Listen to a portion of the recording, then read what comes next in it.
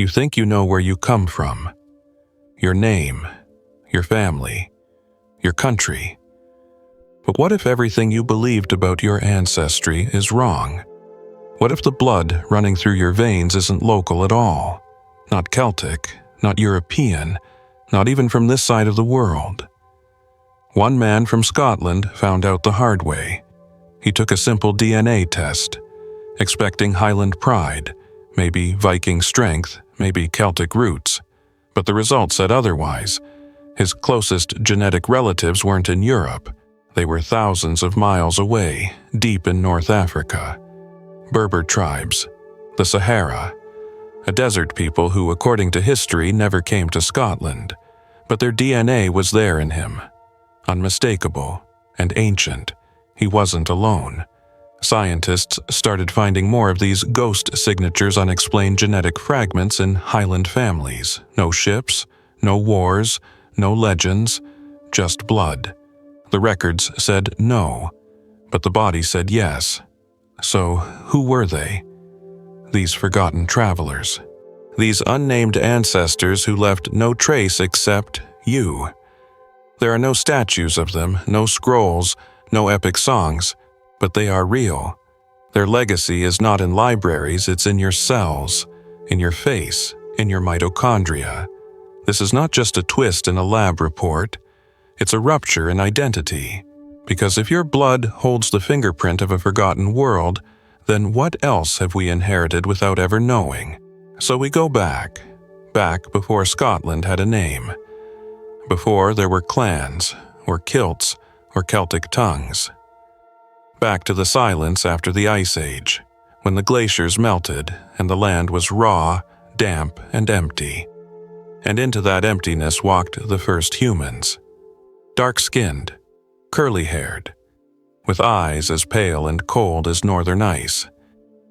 They were the first to call this place home, but no one remembers their names. Scotland's first ancestors weren't white. They had dark skin, tightly curled hair, and eyes the color of Arctic ice. It breaks every stereotype we've ever imagined. The first humans to walk the wild lands of Scotland didn't look like the red-haired warriors of legend. They looked like no one we associate with this place, and yet they were here thousands of years before clans, before Celtic, before Christ. It was the end of the last ice age. Glaciers retreated. Moss crept over stone. Birch and pine forests emerged from the cold earth like memories thawing after a long sleep. Into this reborn land came scattered groups of hunter-gatherers, silent, barefoot, and unknown. They left no books, no battle records, no ancient creeds or monuments. But what they did leave behind were bones buried in peat, flint tools blackened by fire, and mutations coded in their DNA, including one of the most mysterious of all, light-colored irises in faces with deep, dark skin. A rare genetic pairing, born in the twilight between continents. No one knows exactly where or why it happened, but it did. The Mesolithic people of ancient Scotland were unlike anyone alive today. They were their own chapter, and we forgot to read it. You've never seen their portraits, but their signature remains not written in ink, but carved into your cells. In villages along the coastlines, on remote islands like Oronsay or Islay, their genes still echo. Small, quiet markers, clues hidden in the Y chromosome or the shape of a jaw. And sometimes, all it takes is a DNA test to awaken an entire ancestry we didn't know we carried. If you've ever felt like you didn't fully belong, like something about you didn't fit the map around you, maybe it's not just imagination. Maybe you inherited the memory of someone who was erased. But these resilient survivors of the Ice Age wouldn't stay forever. Because while they outlasted glaciers and saber-toothed predators, they couldn't escape what was coming next. Not a war, not a conquest, but something quieter. A wave that wouldn't burn villages or spill blood, but would rewrite the very code of who lived and who didn't. Let's go there next, into the silence where 90% of the men disappeared. and no one noticed. There was no war, no fire, no sword, no cries in the night. And yet 9 out of 10 native Scottish men were erased from history. Through love. This is not a tale of conquest in the traditional sense. No invading armies, no smoldering villages. And yet something more permanent happened. A silent rewriting of the male bloodline. Roughly 4,500 years ago, a new people arrived on these mist-covered shores. The Beaker people, named for their elegant pottery, brought more than bell-shaped ceramics. They carried metal tools, new rituals, agricultural knowledge, and a completely foreign Y chromosome. They didn't slaughter the local men, they simply outlived them. Through relationships, through children, through generations of quiet dominance, the Beaker men replaced the gene pool one birth at a time. Archaeogeneticists have confirmed it. Within just a few hundred years, nearly 90% of the original male lineages of Mesolithic and Neolithic Scotland vanished, replaced, absorbed, overwritten. Today, genetically speaking, Scottish men are closer to Bronze Age farmers from Central Europe than to the original hunter-gatherers of this land. The stone tool makers, the reindeer trackers, the fire watchers. Their names are lost, their faces unknown, their blood mostly gone. You might believe you descend from Scotland's ancient forefathers, but you may in truth be the legacy of those who replaced them. This wasn't war. This was biology with patience, a conquest that asked for no permission and left no smoke-only children. And yet, not all was lost. Far in the north, in wind-battered islands and deep Highland pockets, fragments remain, echoes of a forgotten people still flickering inside the cells of a lucky few. If you carry one of those rare ancestral markers, you're not just a modern Scot. You're a living archive, a survivor of a world that no longer exists. But as the old blood faded, a new people emerged from the hills, and stones people with no known origin, no written language, and no name anyone can trace. They were called the Picts, the Painted Ones, and while they left no books, they carved symbols into stone, and stories into bone. Let's follow their trail next. No scrolls, no kings, no monuments, and yet the Picts never truly vanished. They are the shadows of the Scottish Highlands. Warriors of legend, but not of record. A people so elusive, even their name may have been given by outsiders. We know almost nothing of their language, nothing of their prayers, their laws, or their kings. And yet, we know they were here. How? Because they carved.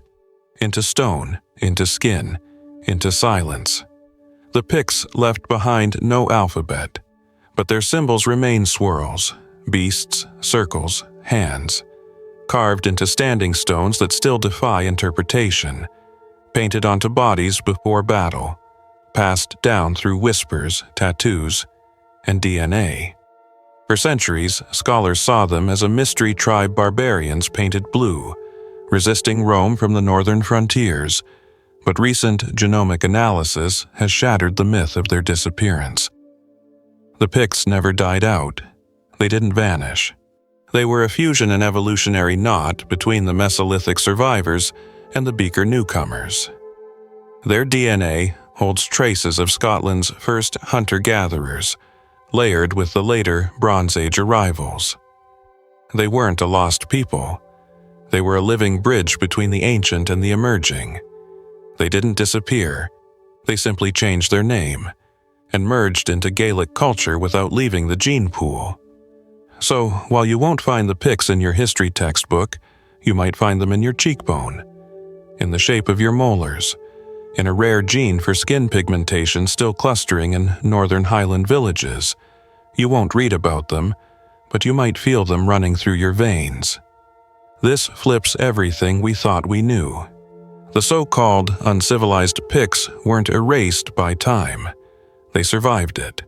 They resisted assimilation, outlasted empires, and encoded their legacy not in ink, but in flesh. They are not gone. They are you. And speaking of empires, when the greatest powers in the world tried to conquer Scotland, they failed. The Romans built walls and retreated. The legions couldn't tame the north. But they left something behind, not dominion, but blood. A soldier from Syria, a trader from Carthage, a slave from Alexandria. They came not to conquer, but to stay.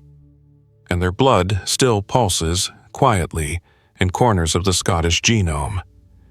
Next, we follow that blood across deserts, across centuries, all the way from Syria to Orkney. A Roman soldier born in Syria fathering a child with a Highland woman on the shores of ancient Scotland. Sounds like fiction. It's written in the blood.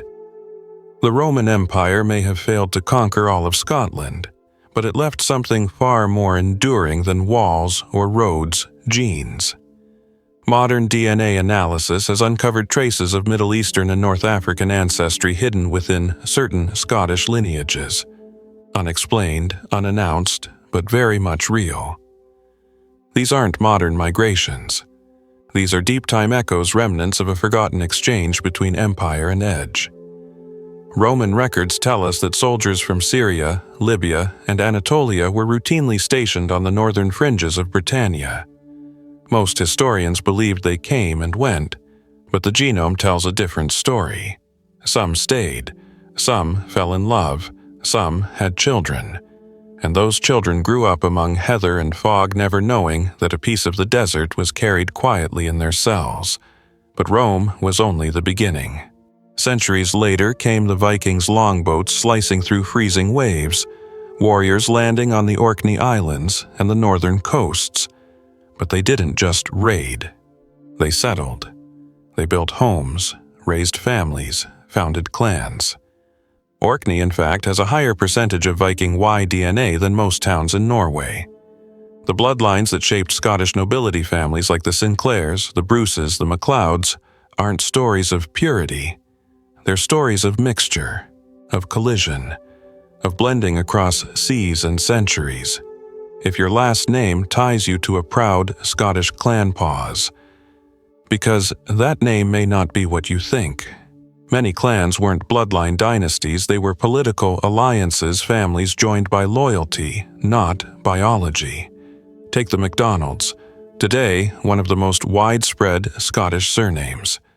But genetic testing has revealed over 50 distinct male lineages bearing that name. 50 different beginnings. One myth: the name survived. But the blood? Fragmented, scattered, often unrelated. So, if a name can lie, what else can? What happens when the stories we've believed for centuries were never written in flesh? We crave identity. We cling to roots. But DNA doesn't care about pride or myth. It remembers only what actually happened, who mated with whom, who stayed, who fled. And in that silence lies truth. You are not just Scottish. You are Roman, Syrian, Berber, Norse. You are the product of migrations both remembered and forgotten. So if your surname doesn't speak the truth, maybe your blood still does. But what about the clans themselves, the very heart of Scottish tradition? Were they ever truly built on shared blood? Or were they legends all along? Let's find out next. Your surname is MacDonald? You might not carry a single drop of blood from the first MacDonald. It's a truth few dare to face. For centuries, Scottish clans have been romanticized as blood-bound brotherhoods, lineages stretching back to warrior chieftains, noble fathers, and ancient lands. Tartan and sword, fire and loyalty. But the genome says otherwise. Take the MacDonald clan, proud, legendary, widespread. It has been one of the most prominent names in Scottish history. And yet, genetic studies reveal a jarring fact. MacDonald men today descend from over 50 different Y DNA lineages, 50 separate male ancestors, 50 unrelated patriarchs bound by name, not by blood. What does that mean? It means the clan wasn't always a family. it was often an alliance, a political pact, a shared banner, not a shared genome. Men joined clans for protection, trade, or survival. Names were adopted, sometimes after war, sometimes after exile, sometimes simply by convenience. You could become a MacDonald, no birthright required. Now compare that to the Campbell clan, another major Highland family. Their DNA tells a different story. The vast majority of Campbell men share a common Y chromosome origin. It suggests something closer to a true paternal line, a biological clan, not just a social one. And yet, both stories are real. One clan forged through blood, another through bonds. So, what happens when your identity, your surname, your family crest, your clan tartan, has nothing to do with your actual ancestry? You believe in the photo on the mantle. You trust the family tree hung over the fireplace. But your DNA might be telling a quieter, older, and far more complicated truth. This isn't about shaming myths, it's about understanding them. Our ancestors weren't dishonest, they were survivors. They adapted. They shifted stories to fit the times. They changed names to protect children, to belong, to live. Some fled war. Others joined enemy clans to save their families. Names became shields. But the genes, they kept the original story. Silent, unchanging, written in double helix script. And here lies the most profound realization. Your ancestors may not live in books or painted portraits. They live in you, in your marrow, in your breath, in your pulse. You don't have to carry royal blood to carry something sacred. So, test your DNA not to prove you're noble, but to learn whose memories you're keeping alive.